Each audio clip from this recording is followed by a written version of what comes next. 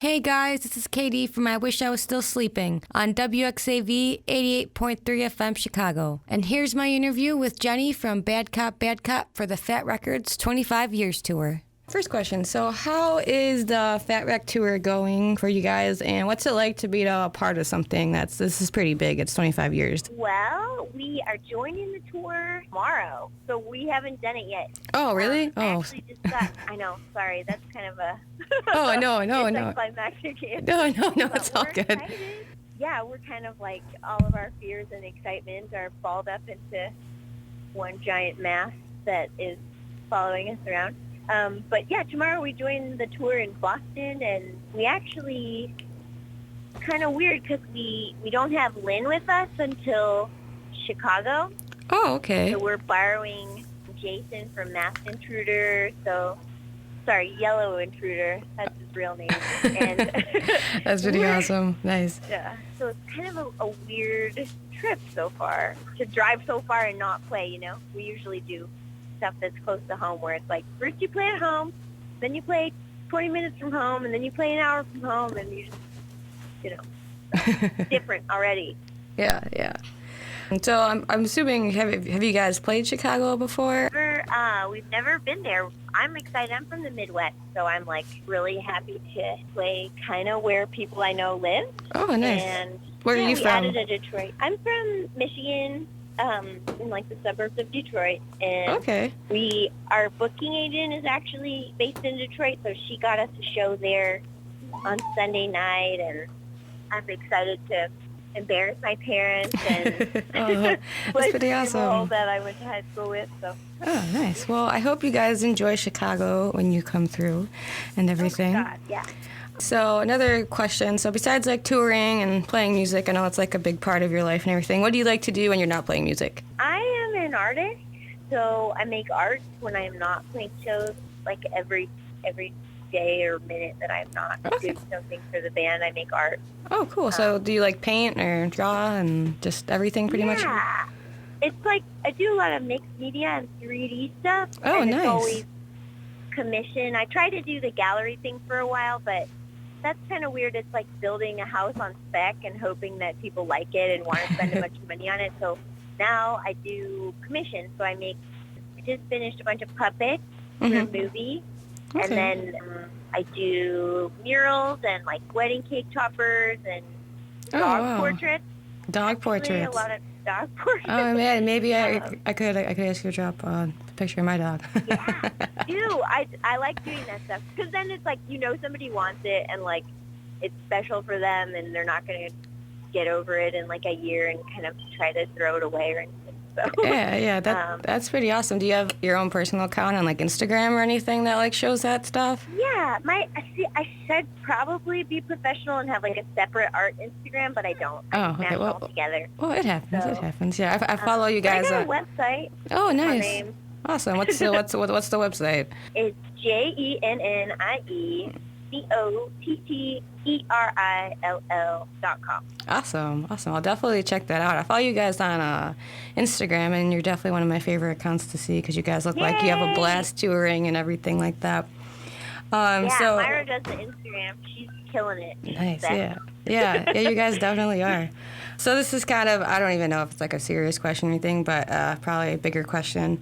So do you guys experience any setbacks or obstacles being like an all-female band in kind of a male-dominated scene? It's kind of weird. It's kind of a weird topic, and it comes up kind of all the time. Oh, okay. Because well, I mean, you're a woman, and like it's like what do we do? Do we talk about it or do we not talk about it? Yeah. Because it's kind of like describing like feminism, your maybe. whole life. Yeah.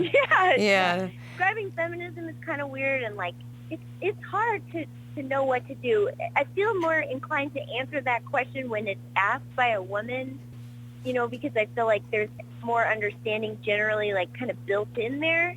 But we were just talking about this last night because Myra got on a list that this wonderful woman, Candace, wrote about, 10 really kick-ass female drummers that you should know about. And then there are like these kind of foolish people that don't understand feminism that are always men that cringe about that. And it's like, well, you're on a list of girls, and like, and then it's just they want to derail everything because they don't understand anything. And it's like we were like, okay, well, so if you just ignore them completely, like, it might go away. But they're like really into the band for some reason too, and it's like, well, why do you give what we're doing but hate feminism and like refuse to understand this? Like, I mean, you wouldn't listen to NWA and be like dropping the N-word and like, you know, being a total ignorant piece of shit. I mean, I hope, but yeah, like, yeah, I get you. I don't know. So it's weird. I think in a lot of ways I feel like it allowed people to remember our band in the beginning a little bit better than if we were guys, because it would be like, you know, Bad Cop, Bad Cop, that band that kind of sounds like a bunch of bands that are also guys and is from LA also, and like, so it sort of gave us a way to stand out, but then it comes with its own secret set of weird, I don't know. It kind of just depends on the person you're talking to. Yeah. Still like it in journalism? Like, is that even an obstacle anymore? I feel like it's not. I kind of feel like the same thing with you. It's just a matter of opinion and, you know, I guess who's trying to judge you or anything like that. Because being, I guess, you know, like a female radio host, maybe people don't have the expectations for you that they would for like a male. Yeah. So weird. Yeah. It's so weird. Yeah.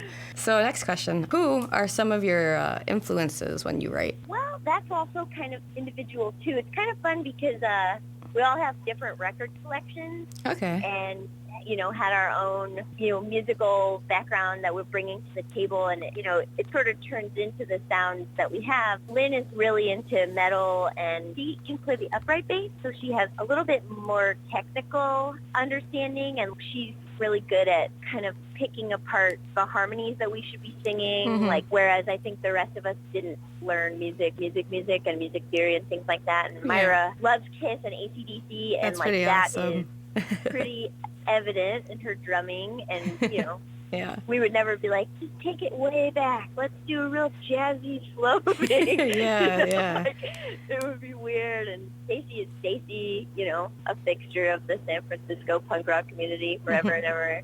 Nice. And I like Elvis Costello, and like I grew up listening to Fat Wreck Chords bands because that's who came through, and that was exciting. And so that must be pretty cool though, like growing up and listening to these bands, and then like you're gonna be on tour with them, with people like, you know, like Joey Cape, and, you know, like I bet it was pretty cool to meet Fat Mike, you know, because I bet you listening to NoFX growing up. Totally. It's kind of weird because, like, I want to meet you and I want to talk to you and I want to tell you how much I enjoyed this and that, but then I'm afraid to say that because then I would immediately be classifying myself as, like, a fan person instead of, like, let's talk about this regular human being.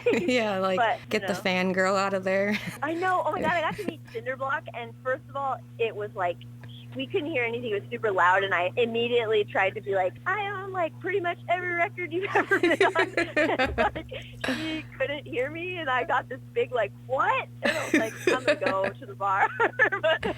That's pretty awesome. I'd be the same way. I'd be like, oh, my God. I'm not going to tell you what I just said to you again because I realized what I said was kind of weird. Anyway, so cool. This is kind of a similar question in a way. I don't know why I had them one right after the other, but so like, what bands are you listening to right now that you would tell somebody like, hey, check them out? Well, I just got to see Nervosa for the first time, and that was amazing and perfect. I really liked New Creases, so that's kind of how I was alerted to the existence of Nervosa. So it's completely different, and New Creases was like my favorite thing that happened in the last probably 10 years as far as like a band. And then Nervosa is like kind of post-punk, Red Dawn, Nervous kind of stuff, but it's so cool, and just really like people doing something well, and you can tell when people have good record collections and stuff. So I like that a lot. And then last summer we were telling everybody about the Coat Hangers because Myra and I kept going to see them, but we haven't gotten to see them this year, so I guess we've chilled out about that. But if you're not listening to Shannon and the Clams yet, you need to do yourself a favor and buy all their records.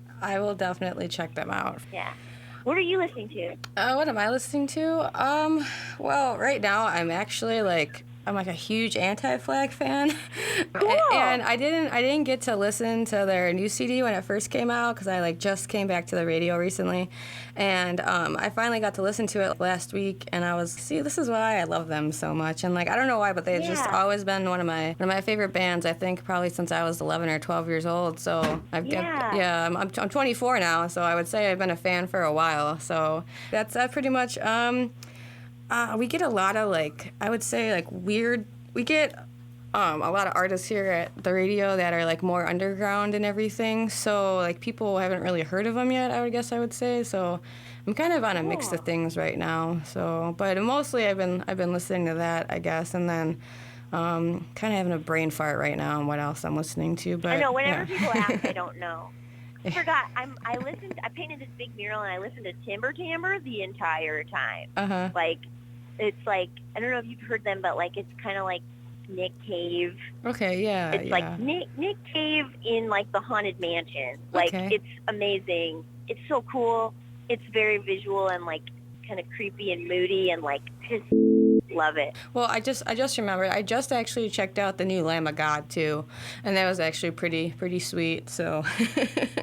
Crazy. Yeah. Isn't that like super heavy? Yeah. I used to be like a huge metalhead when I first started listening to music, and then I got into punk, and then like I'm kind of just like a mix of, you know, things now, but I like it, you know, it's cool to be into everything. When you only listen to one thing, it's like a symptom of brain damage or something. Like, what's the matter with you that you only want to eat cheeseburgers every day? Like, I don't know. So what's your opinion on college radio?